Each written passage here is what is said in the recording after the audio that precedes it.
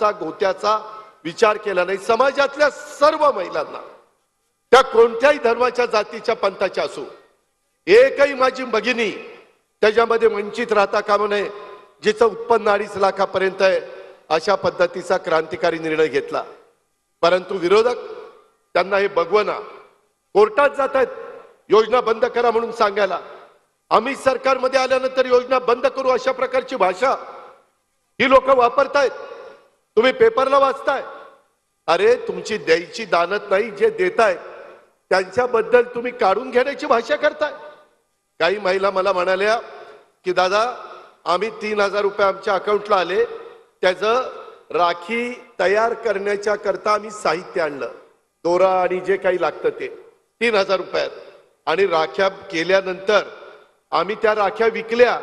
3000 रुपयाचं वेगवेगळे साहित्य आणून राख्या झाल्यानंतर 20,000 रुपयाच्या राख्या त्या माझ्या मायबाऊलीने विकल्या। एवढा विश्वास त्या महिलेच्या मनामध्ये निर्माण झालेला आहे।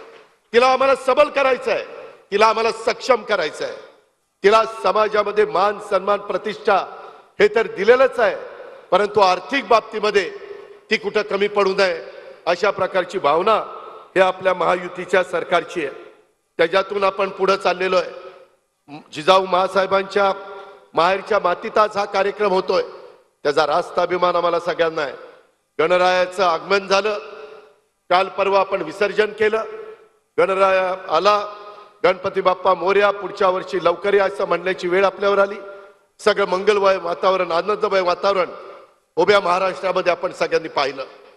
शेवटी कायदा सुव्यवस्था चांगली ठेवण्याचा प्रयत्न आम्ही करतो। काही झालं तरी माझी माय माऊली सुरक्षित पण राहिली पाहिजे आणि ती सबल आणि सक्षम पण राहिली पाहिजे।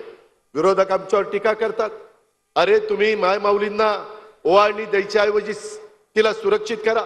अरे सुरक्षित करण्याचा देखील काम आमचंच आहे, आम्ही कुठं म्हणतो नाहीये। आणि